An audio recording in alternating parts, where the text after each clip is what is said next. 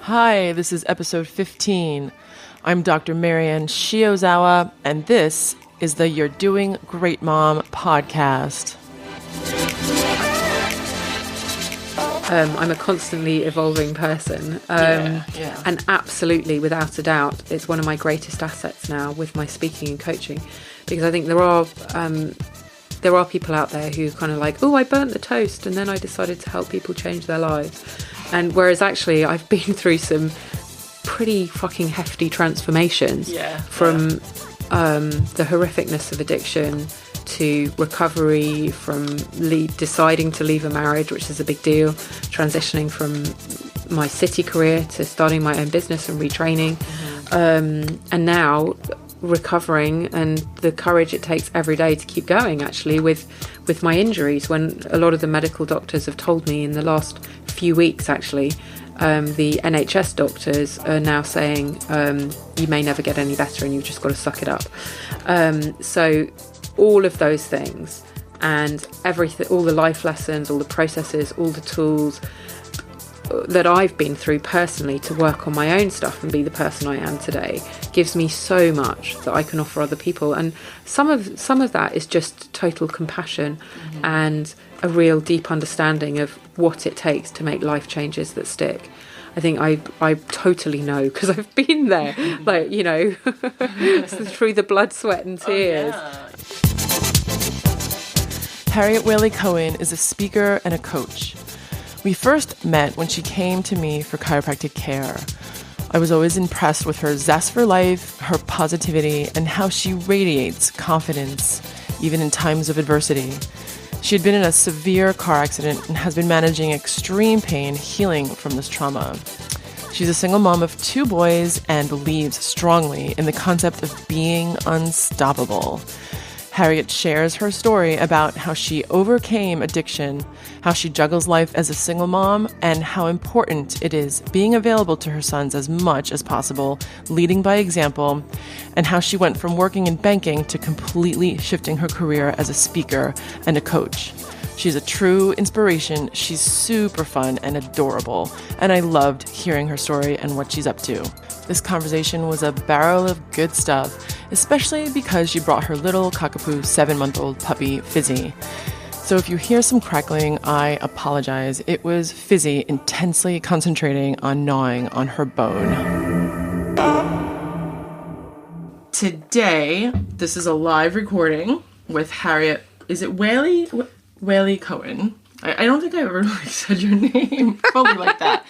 But this is actually, we're in my practice. We've got these 2 mics, and we've got Harriet's dog, little 7-month-old Fizzy. I love that name. It's such a great name. Yeah. So I really appreciate you being here, like coming over here and taking the time. And I'm really excited about this. Yeah, I'm really excited about it as well. Yeah. And it's just so easy, because I only live 10 minutes up the road, and it's on the way to school.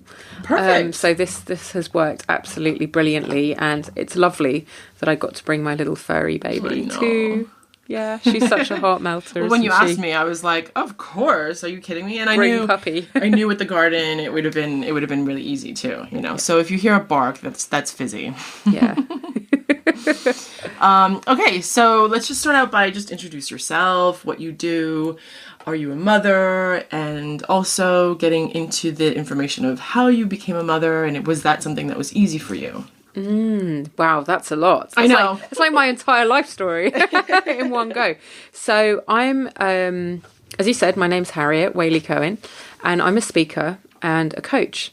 And my coaching training was with integrative nutrition, and I'm partway through a second coaching certification with one of many, which shows women how to get away from overwhelm and feeling like everything is too much and rushing around trying to be these superwomen, juggling everything, which actually leads us to feel miserable and like we're failing in every area, by how to be really happy and healthy and balanced, by stop trying to being like men and actually embrace the amazing feminine, female power. It's very empowering, this program. So I'm almost done with that, which I've absolutely loved. So yeah, I'm a speaker. I speak all the time on stage, on on a different range of topics, actually. But when I sum up what I do in my speaking and my coaching, I say that I empower women to be in complete partnership with themselves in every area of their lives, which makes them unstoppable. A woman who's in complete partnership with herself is unstoppable.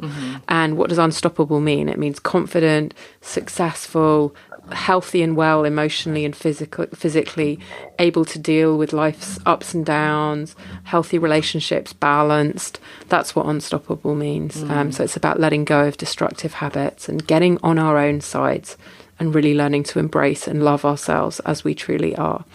So that's what I do professionally. I haven't always done that. I spent 10 years working in banking. Oh wow! Which was kind of full on. I graduated from university with a psychology degree and went into banking, and I'm still a complete news junkie. I just can't get enough of news, and so I used to work in communications and write about markets and economics and investment strategy, cool. and to me it just kind of like felt like following a bunch of interesting people in the news and putting it all together into a very male centered. Very male. Yes, except I was doing the communicating of the maleness, which I think is where the feminine comes in, actually. Yeah. How did you go from that industry to what you're doing now? Yeah, well, this is where the kids part comes in, right? Because by the time I was 30, I was running a department. It was very deadline driven, long hours. And I was pregnant with my first child, and that was 2006. And I realised that there was no way that for me to be the kind of mother that I'd always wanted to be really present, to be hands-on, especially to be there for their emotional needs. Was that something that you thought about when you got pregnant, or is it something that kind of came out organically? It came out organically. I think that I'd kind of realised before I became pregnant that perhaps banking wasn't the right industry for me. And I'd already been through some amazing processes to try to decide what I might want to do next. And I'd gone and done an evening course in documentary making and learnt some stuff about nutrition and just was already starting to think what next. And then fell pregnant. And so I'd already made that mental leap that perhaps banking and the kind of parenting I'd want to be were not really compatible. It's like I couldn't have even done that job 5 days a week, 9 to 5, because on deadline weeks, you can't run a department and say to everyone else, okay, I'm leaving at 5, you stay here. Don't fuck it up. Excuse my language. Don't get the numbers wrong. Don't mess up the formatting. Make sure it's all beautiful. But I'm going home now. It just doesn't work like that. So, so I left. Basically, I took my maternity leave and then I didn't go back. And then I had baby number 2. And in between times, I'd done some consultancy and freelance back in the banking world. But running behind all of this is that I'd been mentoring young women with drug and alcohol problems on a voluntary basis for about 10 years. And so when I left my marriage 5 years ago in 2012, and I started to think, what am I going to do next? I knew how much I loved, with the right tools and with a lot of love and guidance, showing women how to completely change their lives. And a friend of mine was doing this amazing health coaching training, and she couldn't stop posting about it on Facebook. And I kind of went, actually, I should have a look at that. That sounds amazing, and would formalize a lot of the more informal stuff I've been doing. And that's where this all started back then. Yeah. Cool. Yeah. Wow. That sounds really good. And how, what year was your second son born? He was born in 2009. Oh, okay. So he's coming up for 8 now. Bless him. Oh. Yeah. So you've got an 11-year or 10. He's coming up for 11. Yeah. Josh is coming up for 11 and Eddie's coming up for 8. Wow, yeah. Yeah. Those are good ages, right? Amazing. Yeah, Josh is just starting to get that real, you can see the beginnings of the teenage stage setting in. He wants his independence, but then he also really wants to come back to mummy still as well. Yeah. But increasingly he wants to hang out with his peer group. So I went to a friend's big picnic birthday yesterday in central London in a big park. And Eddie was running back and forth, getting crisps and bits of food. Josh spent the entire time up a tree. He'd found some girls who were similar age, got them up the tree, And so that was it. He was happy up a tree with some girls. Yeah. Whereas Eddie was kind of like back and forth, still aged nearly 8, wanting mummy, wanting to know what's going on with the adults, needing that reassurance. So, yeah, it was very, very emblematic, actually. I was thinking about it yesterday going, teenage years are coming. Yeah. He wants to be up a tree with some girls. Such a metaphor, right? Yeah. Yeah, totally. What is that? It was Eddie, you said? Eddie or the Josh. Josh is my older son. Josh and Sarah sitting in the tree. Yeah. Exactly. Well, they weren't, because their dad was actually closely supervising. Aww. I know. Yeah, exactly, right? Like a hawk, probably. Yeah. Yeah, and so how was it in terms of when you had Josh and then you kind of just felt that transition into wanting to focus on motherhood and so becoming a mother is what inspired you to make that shift from... Yes. Yeah, because you just knew that it just wasn't compatible. And also, Josh had quite a traumatic arrival, actually. Oh, okay. I wanted to have a home birth, and I had this amazing doula who was coming, and we had it all planned out, and, all this breathing and homeopathic stuff. And, we had it all sorted. And I'd been talking to the doctors because back nearly 15 years ago now, I had a bad horse riding fall and smashed one side of my pelvis, like smashed the sacroiliac joint on one side. And I kept saying to them, I've had this really serious pelvic injury. Do you think it'll be okay in the birth? And they all said, it'll be fine. They didn't even ask the details. They just said it'll be fine. Huh. And what happened was that, as you come up to the end of the 40 weeks, your pelvis starts to open and the baby drops. Well, my pelvis never opened on that side. So I went to 42 weeks and then I was kind of part induced, part not induced. They let me go home to see what would happen. And the labour was just not good, and it went from, without wanting to go into any kind of gruesome story, from being at home for 24 hours with very irregular but powerful contractions to then me saying, okay, I'm exhausted now, I'm going to have to give up on the home birth, no medication thing, let's go to the hospital, to all the medication, to getting an infection, to Josh's heartbeat almost stopping, to being rushed in for an emergency C-section. And then, so it was pretty traumatic. So it was the contractions were really hard at home for a long time. Yeah. I mean, when I've heard that from some women, when the body has those hard contractions and they're just not effective. Do you know what I mean? Like, that's exactly what you want. So, it doesn't matter, I think, how strong the contractions would have been. That side that had been damaged could never have opened up. So we were onto a bit of a losing game. So that meant that for Josh, he had a scary arrival. He arrived terrified, actually.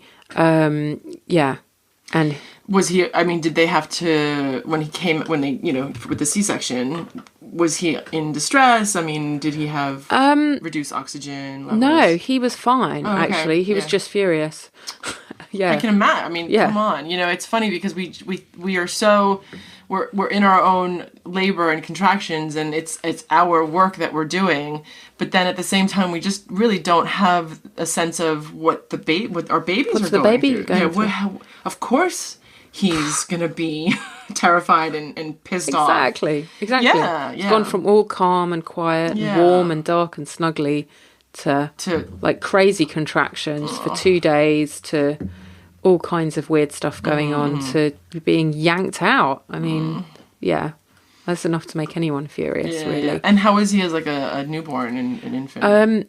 He was really jumpy, and I basically snuggled him for months until he got secure, and I wore him in a sling the whole time for all his daytime naps. He'd be in the sling. That must have helped him. It did help him actually a lot, but also all babies come into very light sleep every kind of half hour to 40 minutes. They have this sleep cycle, so that if for any reason they're hungry, cold, hot, wet, anything, they can fully wake up and scream and let you know.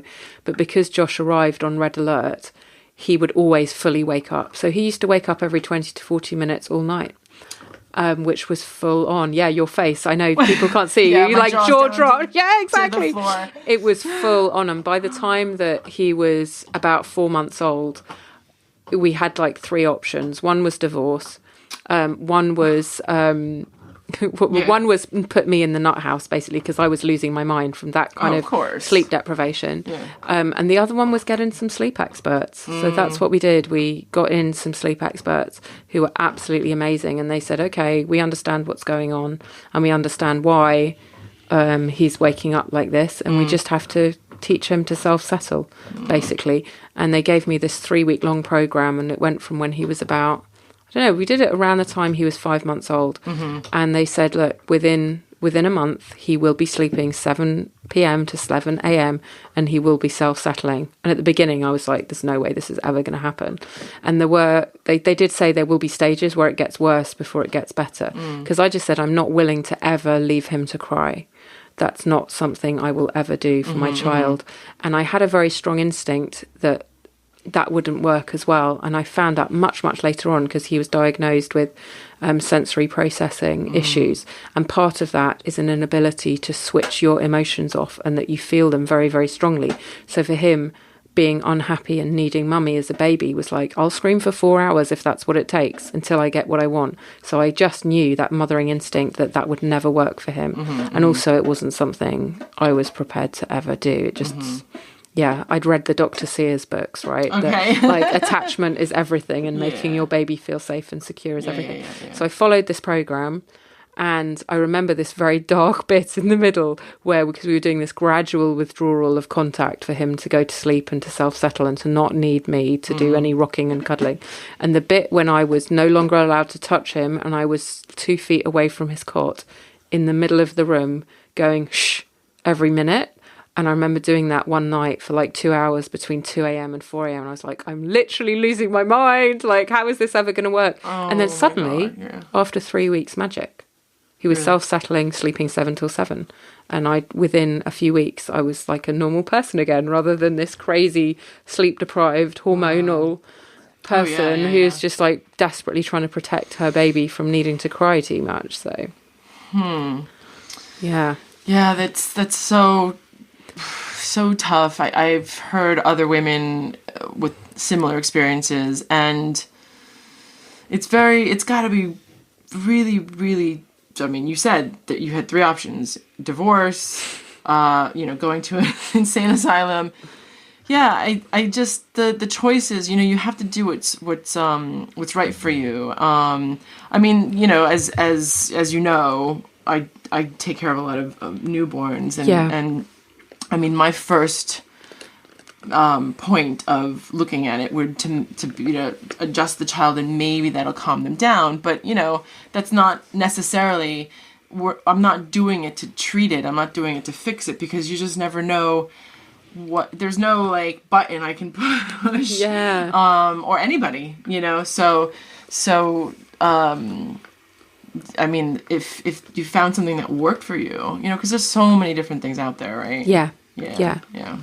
And did they have to? Did they ask your what the birth was like? And absolutely. Absolutely. And they did say it made perfect sense that because of that kind of scary arrival, that for him everything was an emergency and everything was scary, and and he just needed that extra love and reassurance. And I think actually that was part of the reason why I also thought I can't go back to a job where I'm barely there for him. Like I just felt like emotionally he really needed me, and I needed him. I needed to be there for him.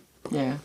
So I mean, a lot of it was very instinctive. And, and that's really what drives us as women, and finding what feels right for us. And I mean, that's who we are as women. Men can't say the same. They won't say, well, that, you won't hear a guy say, well, that feels right to me. No, men communicate in think, don't they? Yes. Think and opinion, whereas women communicate in feeling. And I think that,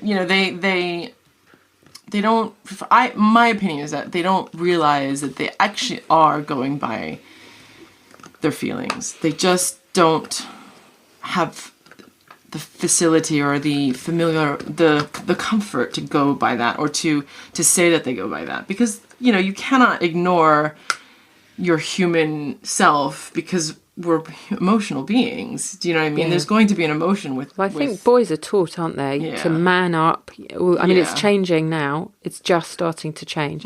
But boys showing emotion was ridiculed and shamed. So many of the, vast proportion of the men in the Western world, where it's all very patriarchal and male-centered. It's about masculine external measures of success. It's about rising to the top. It's about being the winner. It's not about how you feel. Exactly. It's about how you do, and for God's sake, don't show us how you feel. Any sign of emotion is seen as a weakness, actually, and all the other kids will pick on you in the playground. So for guys to show their emotions is carried a huge cost to them in terms of their standing, and and they view vulnerability as a weakness, where actually now we are starting to learn, and I've been learning or thinking this for a while, that vulnerability is actually a good thing. When you show your vulnerability, it's so, when you see that in a person, there's so much authenticity in looking to, because when someone's trying to show this act or something, you just cannot relate to that person. There's not much connection. No, so you really can't. And I think when you're trying to be perfect or trying to put up a front as well, and this is something I really put into practice when I'm on stage, actually, is that people don't buy it. They can smell the facade. They can see through you a mile off. And it was one of the things I was taught when I was learning to be a speaker, and my training was, from vulnerability comes power. And I think it's so true, because with vulnerability you get authenticity, you get presence, you get connection. People go, oh yeah, that's me. And there's so much that comes out of, we hear when you're speaking like that and saying those things, people, they it's like they're looking at a mirror. It's, the bottom line is we're humans. We're all the same. We experience all the same types of emotions, at different levels and at different times. But actually, in life, we're faced with all of the same reactions and emotions and choices and challenges that that the next person is just, so to be able to give that person, these people, and is it mainly women that you're speaking to? Actually, most of my speaking audiences are mixed. Sometimes I do run women-only events, body love retreats, and special events for women just on confidence, and and also around the other work that I was talking about with the one of many stuff. But generally with my talks, they're open to a mixed audience. Oh, cool. Yeah, that's really great. I should come see you. I would love that. So you'd be more than welcome to. I would love it. Yeah. I love that, though. I think it's really great what you're doing, and just to be a leader. We need that, to show. That is kind of why I created the podcast, and just to give that support and that guidance, because it's just, I cannot stand by to see what's happening, what's going on with women these days, young women and girls. I know. And even boys. You're a mother of 2 boys, and they are observing you, being involved with you, and for them to learn from you is just really, really valuable. Yeah, I think it's so important that boys see their mums and other women around them being these dignified, graceful, empowered women who aren't dressing to please the men, who aren't behaving in a certain way. And when I look at the social media pressure, oh my God, I'm so glad it wasn't around when I was a teenager. It was bad enough, the magazines and the supermodels and that kind of thing. That was pressure enough. Yeah, and that was pretty big when we were younger. Yeah. I remember when it was like 1986 and Elle magazine first came out. And I remember I think it was like a summer in the summer month or something, in like June, and I think maybe it was like Elle Macpherson was on the cover. For sure. You know, I mean, in 1986, you know, that she was in her prime. She was like the top supermodel. Her nickname was The Body. Remember that? You know, and... she's still got it as well. Oh, yeah. I mean, she's 50... What? She's amazing. Oh, my gosh, she's amazing. Amazing. I mean, I think now she's got her lingerie. Yeah, she's got a proper empire going on. Yeah, which is awesome. I mean, more power to her. And I think she has 2 sons as well. At least, like yeah. She does. She does, yeah. Yeah. Yeah, I mean, she's definitely... led a really empowering life, you know, and then she's still really, she does have this empire.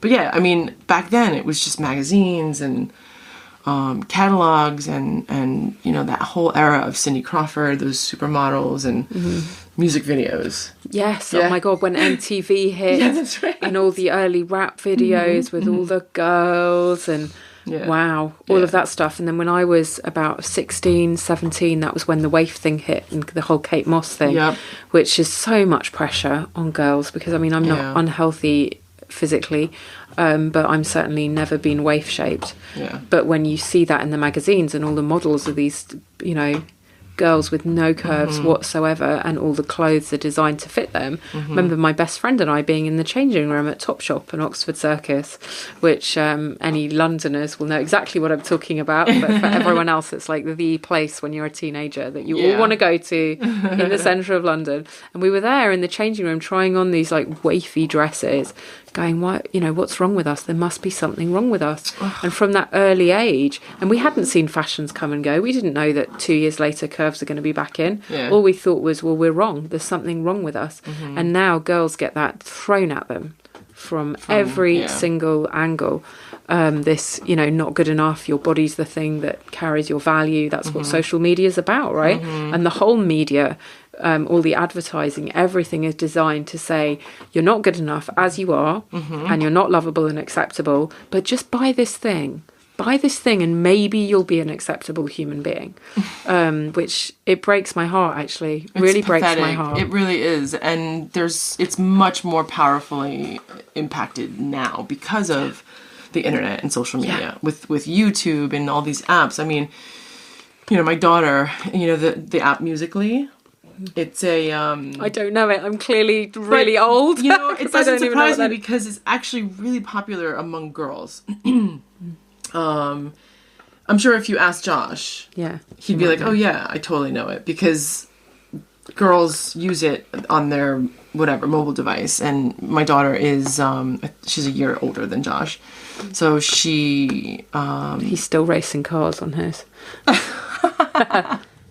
Yeah, I mean, you know, it's different. And so just recently, I think Channel 4 News sent out an article just a few days ago about the app where Musical.ly, well, back, I think it was created several years ago, and they were struggling. It wasn't well known at all. And then just in the last few years or something, it has gone, I mean, now it's like worth 500 million or something like that. And so it's so popular that now, I mean, and with Facebook and Instagram and Snapchat and all those apps where you can record yourself live, you know, Facebook Live is enormous now. Yeah. You know, so like that's like a big thing. So Musical.ly created something called Lively. And I mean, this was only reported for what's happening in the UK, but I'm sure it happens in the US. And they were saying that when these girls are on Lively, where they're recording themselves live, so someone like can send a chat, so you've got the comments going up, like kind of like Facebook Live, and you have these men, probably men, who are saying, "Oh, that looks good on you. Why don't you change into something else and that's, you know, shorter, or turn around. Let me see, you know." Like it was a video on Channel 4, and it was so disturbing. I mean, I actually sat there and watched it, a little bit of it, the first quarter of it, because it's actually, I think, like a 7-minute video explaining this occurrence. This is what's going on. And it's for you remember when you were 10, 11. I mean, you had no idea that there were bad people like that out there. Exactly. Even when you'd been told, if someone comes up to you in the park and says, do you want to come home and see my kittens, that you would say no. But this is the modern day equivalent of that, right? It's so much more sophisticated. Yeah. And also people, someone who came up to you in the park and said that was not going to be masquerading as a fellow 10-year-old girl. It was very clear they were a dirty old man, right? But... Yeah. It's scary, and I think us as parents in this new technology or these new apps, I feel like I'm learning as I go with this, just to discover that this is actually going on. I went to a talk at the boys' school last year on online safety, and it was quite shocking, actually. Really? Some of the things that we were told about that, and the ages that the kids start to search for these things or find out about them and everything. I know a good friend of one of my boys searched when he was about 8 or 9, and he searched naked ladies or something, and he was so shocked. He was like literally really scarred. I don't think he's ever going to search for naked ladies again. But and luckily he was young enough that he spoke to his mum about it and said, "Oh my God, I've seen all this stuff." And Wow. Yeah, but it just goes to show, kids they will. Of course they want to. They're so curious. Yeah.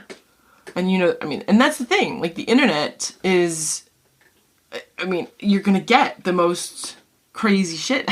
Exactly. I hear, actually, I don't know what the actual statistic is, but I hear that by the time a boy is 12 years old, I think there's a certain percentage, maybe, I don't know what it is. I'm just pulling this out of my ass. The 30%. That's an American phrase.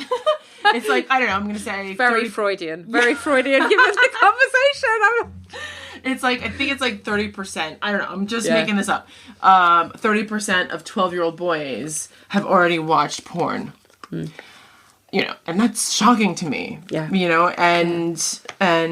Yeah, the internet in our house is kind of so heavily... vetted and restricted and everything. Yeah. I mean, we've got like some kind of a block if it has any. Yeah. It's the point where the kids don't even have Google. They can't use the Google app on their devices. Oh, wow. Yeah, and they can't use YouTube and stuff like that. Yeah. They found ways around it instantly. That's the thing. As soon as you put the filters on, they're like, oh, if I can't use the app, I'll just go to Safari and put in youtube.com.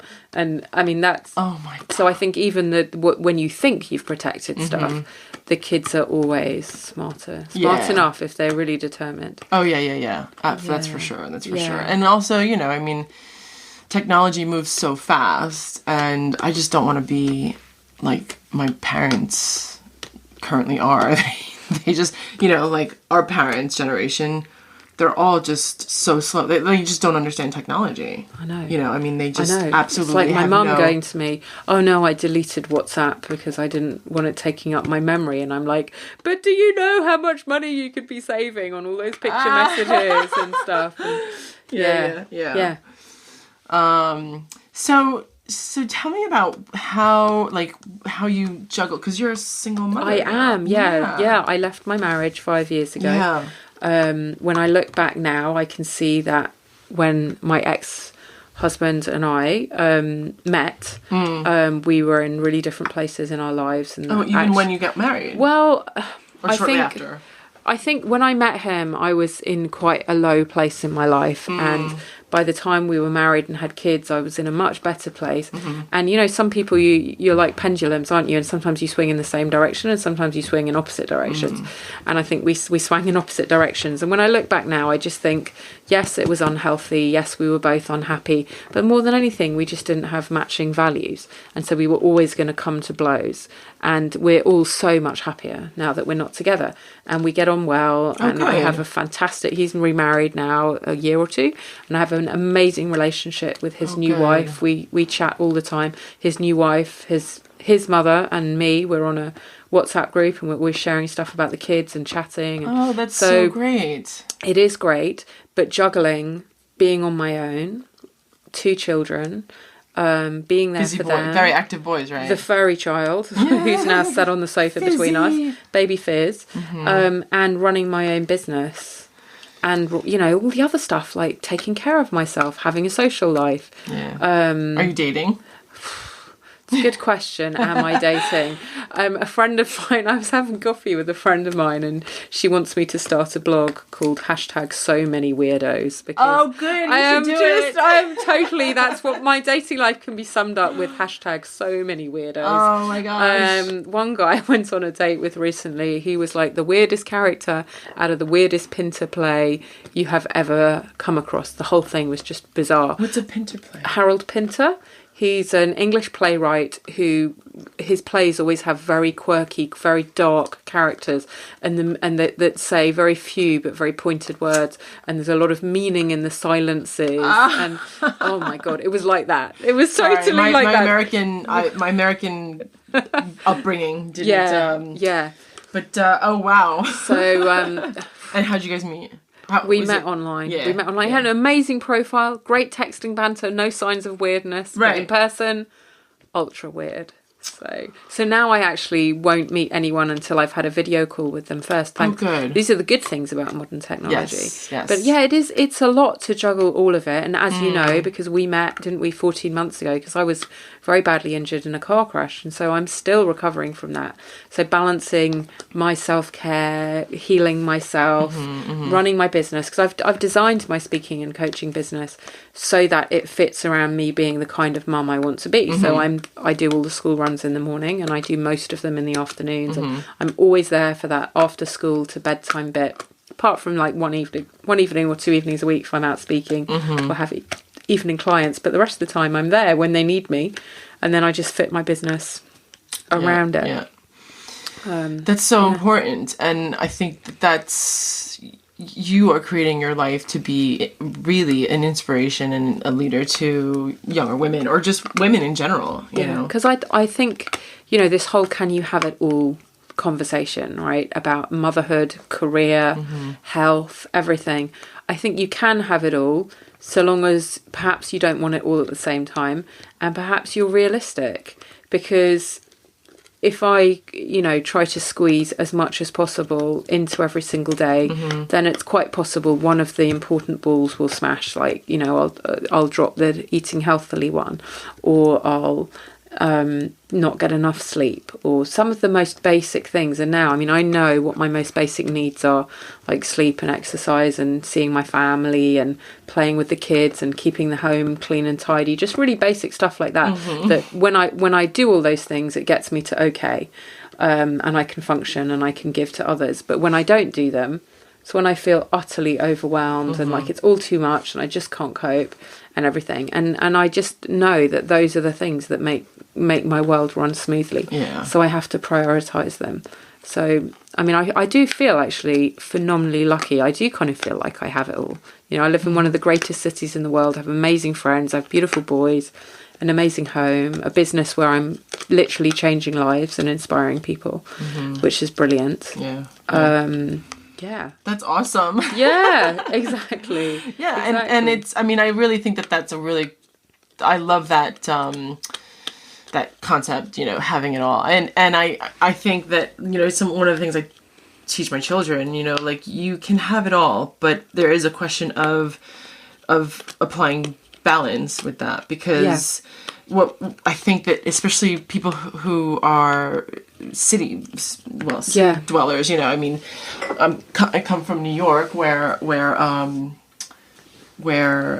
you know, I mean, it's the same kind of thing, you know, like everybody's striving to have it all, you know, I want the marriage, I want the family, the kids, the high-flying career, the handbag, the car, the shoes, the car, the holidays. You know, and it's and now we've got to have a great Instagram feed as well. It's so much pressure.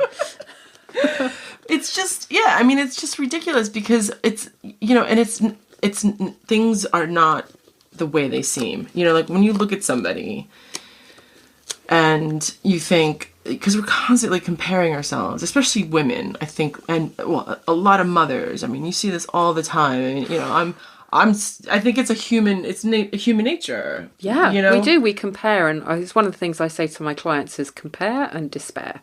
That's what happens when you compare, and it's so dangerous to compare your insides to other people's outsides, because people can always look shiny on the school run for half an hour twice a day, right?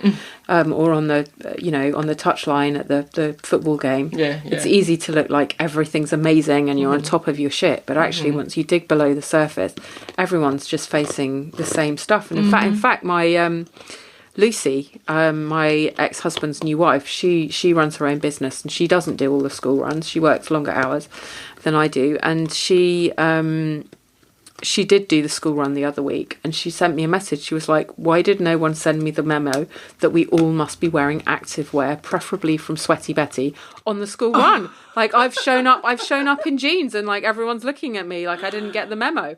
And it's that thing. Really funny. But it is. It's like this kind of like become this kind of like school mummy uniform. Like, oh yeah, not only am I working, not only am I getting the school kids on time and to, swimming and violin and blah blah blah blah blah, but check me out, I'm going for a workout too. And don't I look fit and hot in my fluorescent orange top and my black leggings? I know, you're laughing, right? We all know that. It's just it actually feels like a TV show, like Big Little Lies with Nicole Kidman. Did you see that series? No, yet? because it's actually one of my things that I never watch TV. Oh, good for you. I just very occasionally, if there's some kind of nature documentary or like the pre-election debates, I'll watch that kind of thing. But other than that, don't watch TV. Is it just because you just don't have time for it, or it's not something that like is important to you? It's not a priority for me. Other things are more important. Yeah. Occasionally, with the kids on a Saturday night when it's one of my weekends with them in the winter. We'll be like, okay, let's get the popcorn. Let's all watch, Strictly Come Dancing or X Factor or whatever. Right. But even then, I think they would rather that we lit a fire and roasted marshmallows and played board games and stuff. Yeah. We're just not a kind of collapse in front of the TV family, actually. Yeah. We are.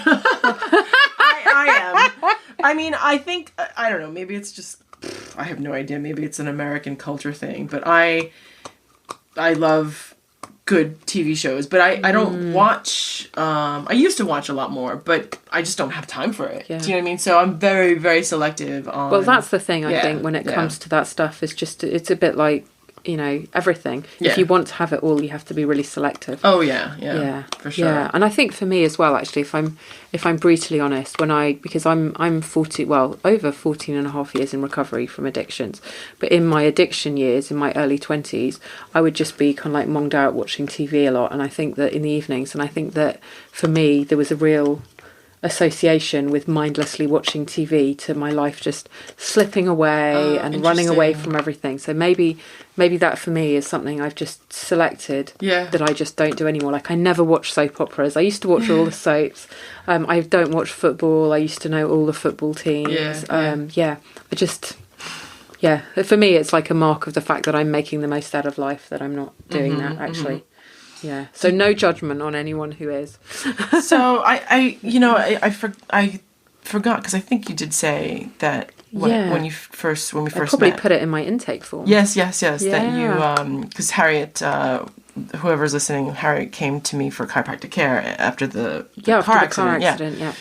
So, and that's how we met. But so what were the things that you were addicted? What was the addiction? What were and how did and why? Can you pinpoint it to?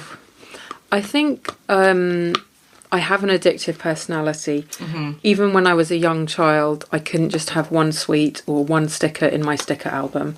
I wanted, all the furry stickers. I wanted the entire packet of Jaffa cakes, which for anyone overseas is like these amazing orange chocolatey biscuits you get. And you remember that? I remember that. I remember that. And funnily enough, in my dad's side of the family, they have like a jokey expression when it comes to chocolate biscuits, that abstinence is just about possible, but moderation is not. And that's what I found. Like, the very first time I had an alcoholic drink, I drank alcoholically. I couldn't stop. And so I think... What did you say, the first time? Yeah. And I think most people I know who are in recovery say that too, that they have a physical reaction to things that means they don't have an off switch. And once they've had one, they want it all, and they just keep going and keep going. And there's lots of reasons, but I think the bottom line is that it got... when I was growing up, I felt there there was all sorts of ways in that I just, and some of this may be media and some of this may be just my own perception of events, right? Because I'm number 2 of 5 children and I'm the only one who's had addiction issues. So, I could say, oh, I blame the parents, but I think that's entirely unfair. And I find it easier as well in terms of taking responsibility for the way my life was and the way that it is now, not to be in that victim-y, I have no part to play in this position. Good for you. And so many people do that, Well, it's just not helpful. Actually, it's so disempowering. It really is. Whereas recovery really is all about being present, being responsible, choosing to do the next right thing. And so it was alcohol. Alcohol and also certain other substances as well, all sorts of stuff. Yeah. I guess I don't know from experience, but once you do one thing, there's other things that, and when I was 16, 17, I had a much older boyfriend who was a nightclub promoter in London, and he was, promoting the nightclubs full of models and pop stars, and it was, drugs were everywhere. I hate to say it, it's like, it is every parent's worst fears come true. There were drugs everywhere, and it's that kind of thing, if you spend every day visiting friends in a tattoo parlour, sooner or later you're going to get a tattoo, right? And it was a bit like that. It got very normalised, but there were other reasons as well why I just felt out of control or unwanted or all sorts of stuff, and I just ended up. That became my answer. It just switched off the internal chatter, basically. And I hate to think what that would be like now for somebody growing up who has perhaps low self-esteem and who has that inner voice telling them they're not good enough, because there's so many pressures that we've already talked about.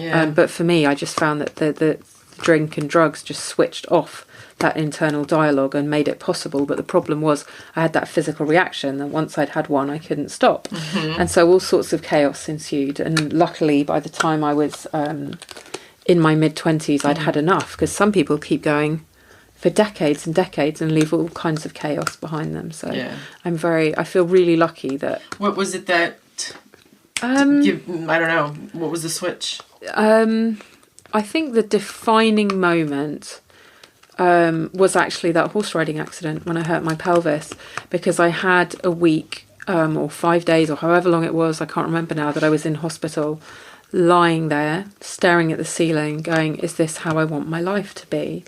And I made a decision in that hospital bed that wasn't how I wanted my life to be, except when I came out of hospital, having made that decision, I had no way of making it happen, and I found myself back with the same people doing the same thing. I remember one evening I was hobbling around my flat on crutches, still very in a lot of pain, very much recovering from this horrible accident, and being like, why am I still doing this?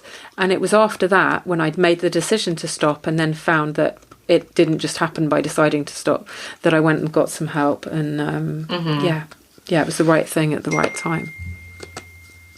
Oops. A ping went off. Yeah, a ping. Yeah, alarm bells were ringing in my story. They're ringing in here too. Did you have to dissect and go through why because a lot of people, like you were saying, a lot of people when they're in the addiction, it's just to numb to switch that chatter off, and then to numb whatever's going on or what they're escaping. And so did you have to look into your past with your parents or your siblings, or is there anything that and does that add to your work now? Definitely. I mean, I did all of that. I went through the various 12-step programs, which I'm still think are an amazing thing that saved millions of lives worldwide. And I've done lots of therapy, and whenever I feel it's necessary, I continue to do whatever work on myself with whatever experts or processes are out there that feel like the right thing at the right time. I'm a constantly evolving person. And absolutely, without a doubt, it's one of my greatest assets now with my speaking and coaching, because I think there are people out there who kind of like, oh, I burnt the toast and then I decided to help people change their lives.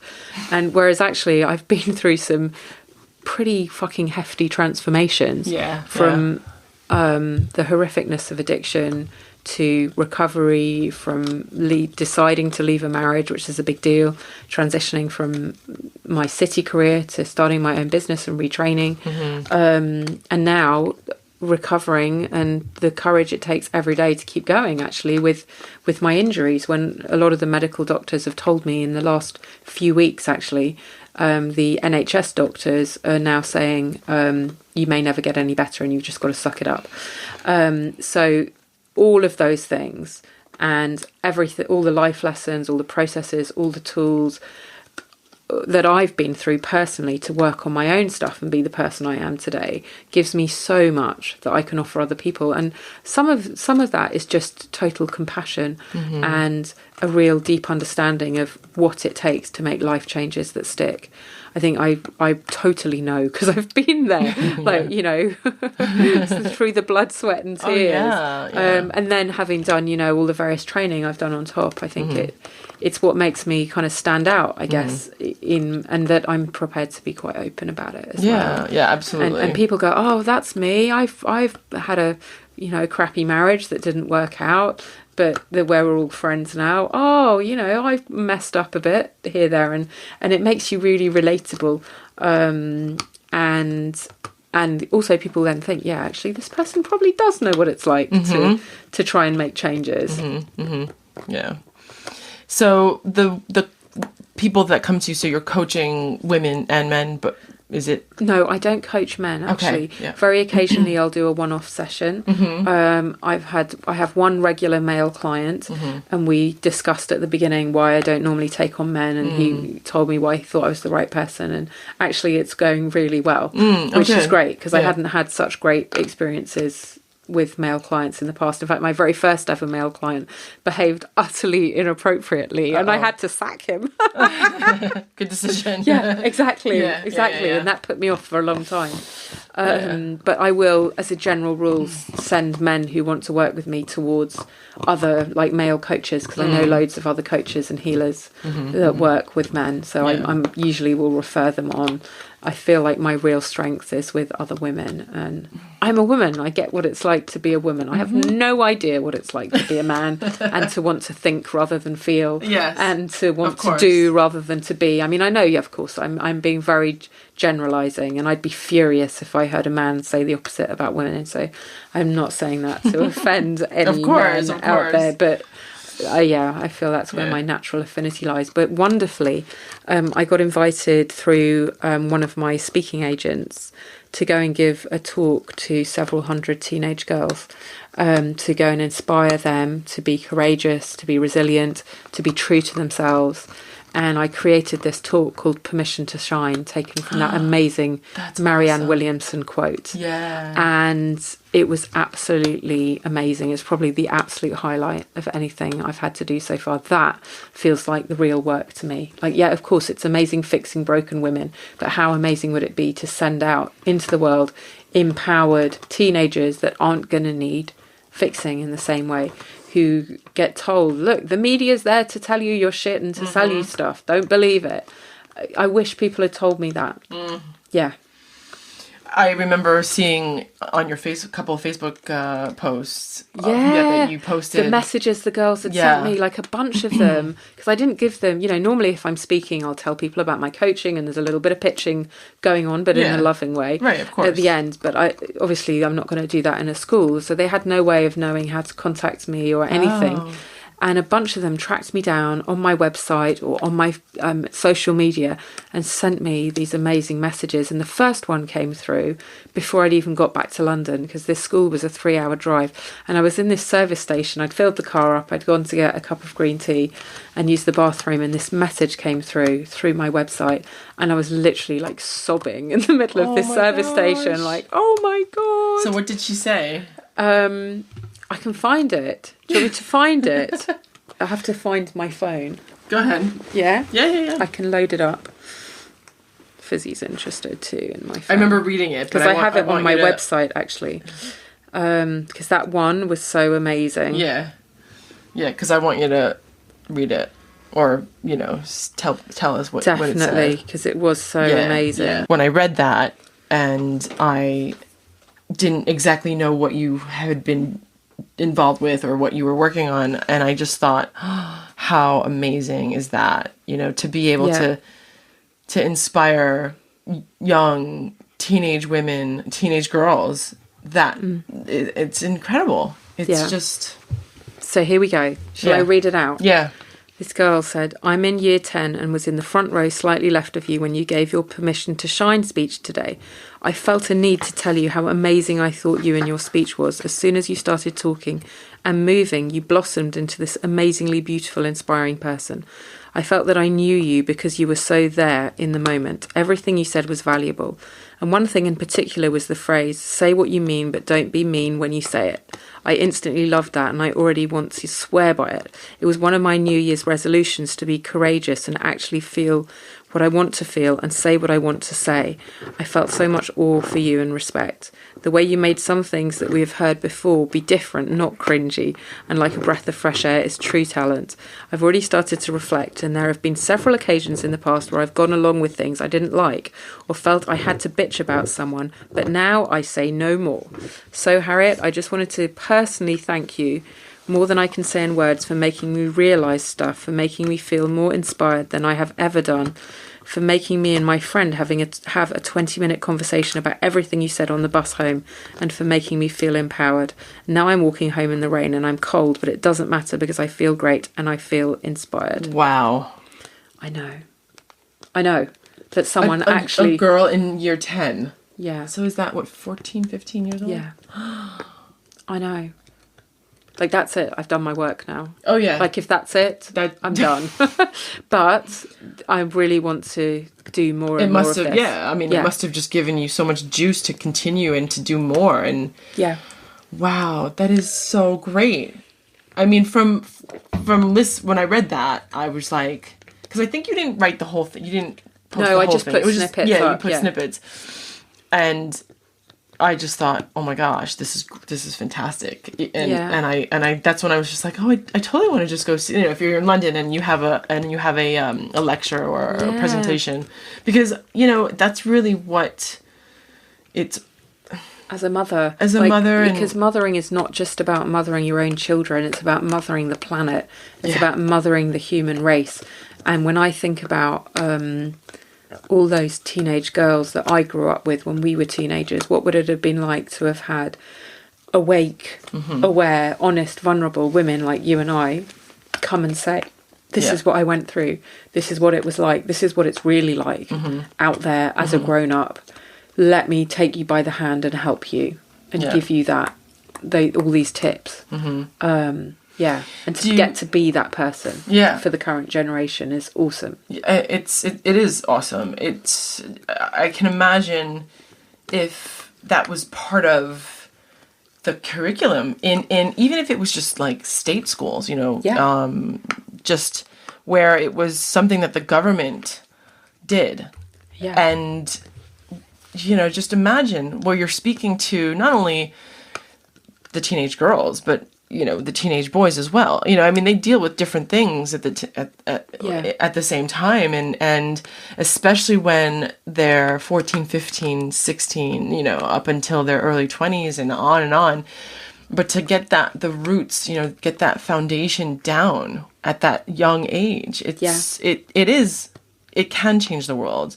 Definitely. And definitely. I just I wish that there was more of that, and I would do it, I would do it too. I mean, I wouldn't say I'm a good public speaker or you've done the training, but, I think that that's just awesome, and I love collaborating with you. Like, I want to, I would love to share, even if I was able to just click a button and share, like, when you're next doing that. Do you know what I mean? Like, things like that. It's just so important. Just anything to make it more out there. Definitely. So people can learn. And I think that's the thing with us women, is that when we see someone else doing something that we think is awesome, as women, our tendency is to go, great, I want to tell everybody and help this amazing woman be even more successful. And that's the feminine rather than the masculine. It is the feminine. Will win and everyone else must lose. Exactly. Yeah. And there's this, when I was in New York,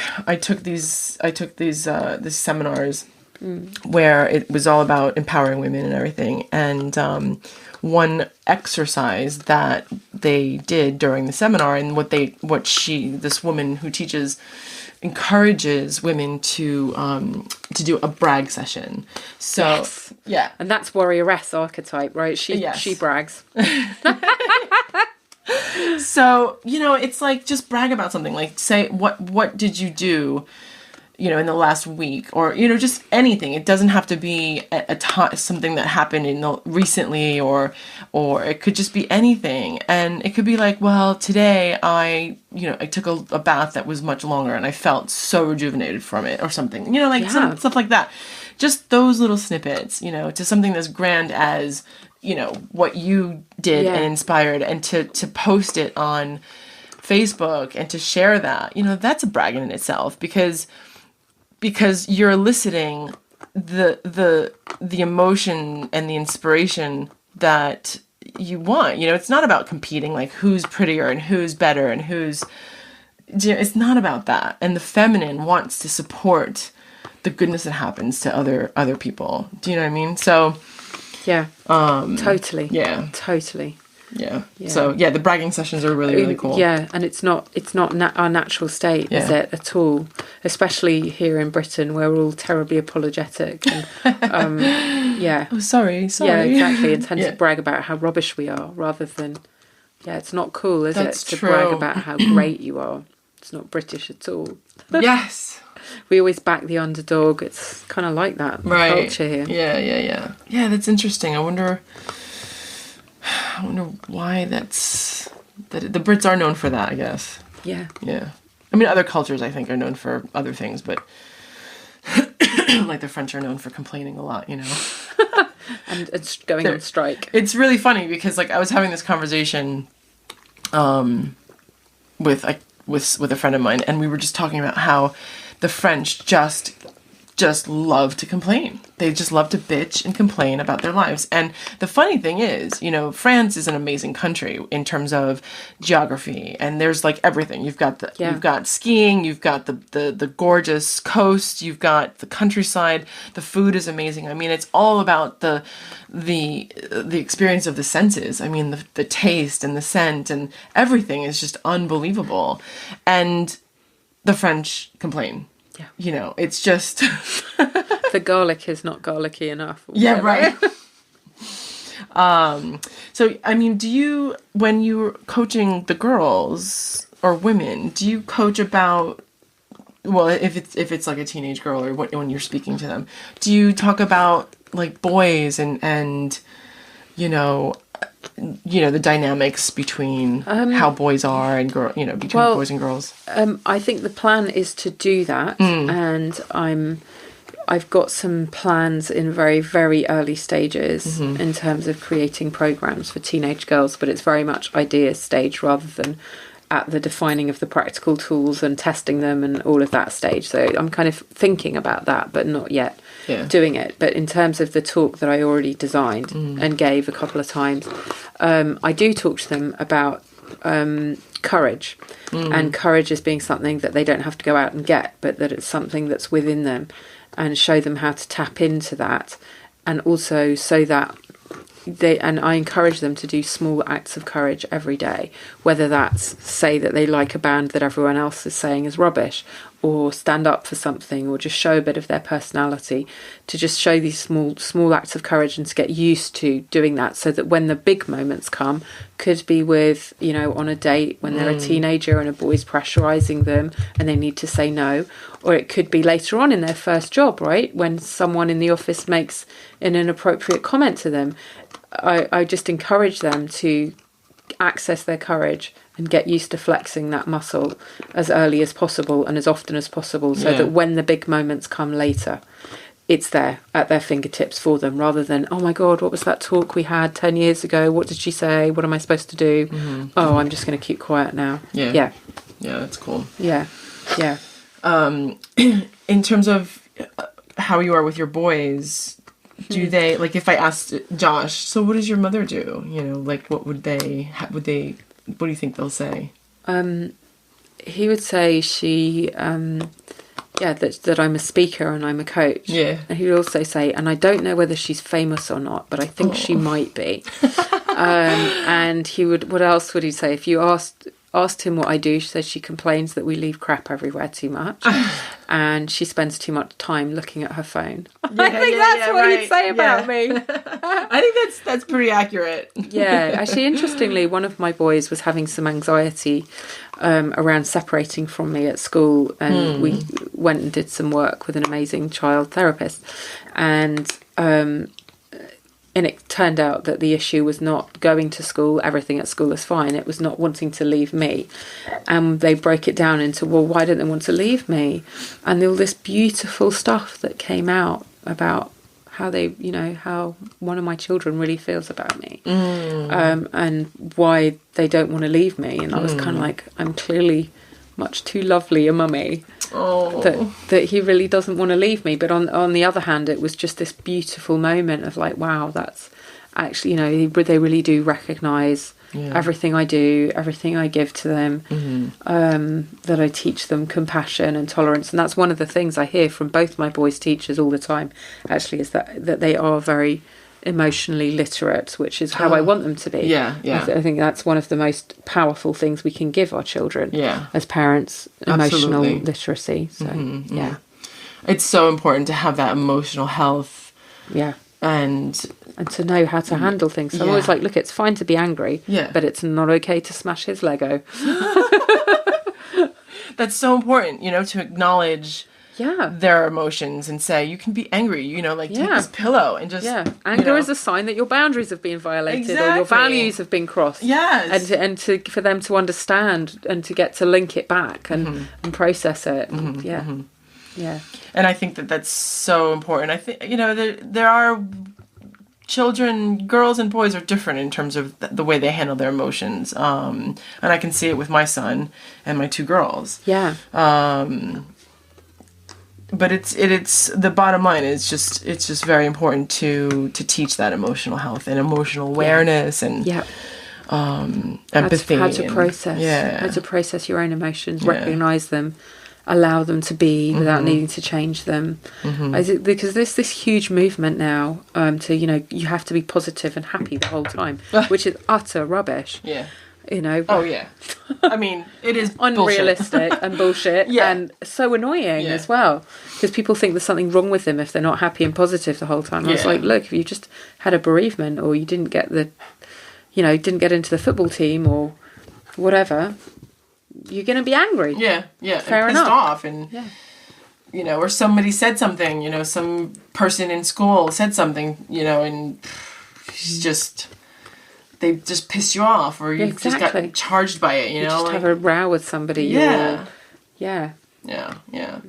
So you're doing such an amazing job as a single mother, and I have friends of mine that have been living as a single mothers with one. Actually, they one of them has like 2 kids, one of them, a couple other have like 3 kids, and I'm just like. Sometimes I look at my life, and it's just like the grass is always greener on the other side, because I'm thinking, oh, if I just had, just some space, from my husband at times, or, sometimes I just want to, the dog almost tip the water over. Fizzy, you almost tipped the water down. She's drunk a lot of water. And I'm just like, oh my gosh, but then there's some times when I'm thinking, when when husband does something like, very basic that I don't know, doesn't put the cup in the dishwasher. Just it's funny, I'm thinking how do you do it, it would be really, really difficult. I mean, I know that it's a process and it's gradual, and you just don't, like, one day you just don't wake up, well, unless there's like a tragedy. One day you don't just wake up and he's not there, or I mean, that happens for some, if it's a tragic thing, but what I'm saying is, you're doing an amazing job, and you do have it all, like that in your I do, but reality it's also, of your life. It's all on me. And that's the difficult bit. I think the doing is easy because, I have spreadsheets on the fridge and notes by the front door that tell me which swimming kit goes where and what has to go into each school bag each day.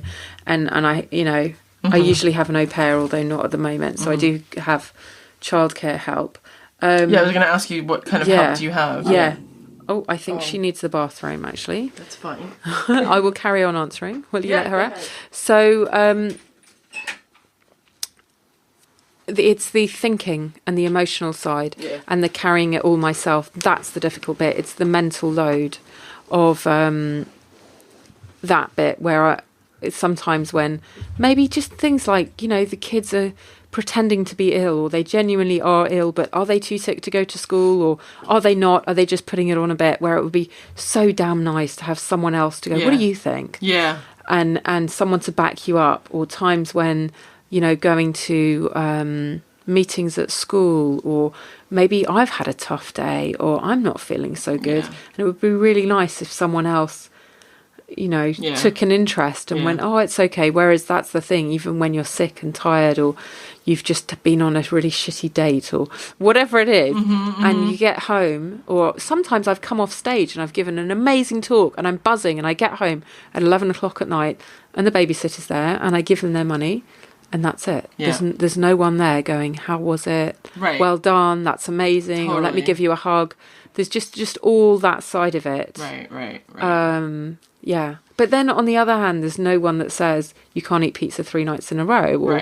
Or complain about something that you didn't do this, when you said you would, or I don't know. Exactly. It's there's just none the of nagging that occurs in a relationship, Yeah. There's none of that. Yeah. There's none of that. Yeah. And the toilet seat is always where I left it. So there are upsides. Yeah, there's totally upsides and downsides to both scenarios, for sure. But I'm really, it's really awesome to know you, and that it's possible, and it is possible, and it's more than possible. And I think, again, it's coming back to that thing of not being a victim, taking responsibility, and also realizing, you don't have to do this on your own. I have a number of girlfriends who are like surrogate co-parents with me, and my parents as well. And your parents are close by, where I know I can call them up and go, hey, what do you think about this? What do you think about that? Yeah. And so you just get it from a slightly different place. Yeah. And that's okay. Yeah. And I think that's the biggest thing, is just not being a victim about it and going, okay, well, what do I need to put in place?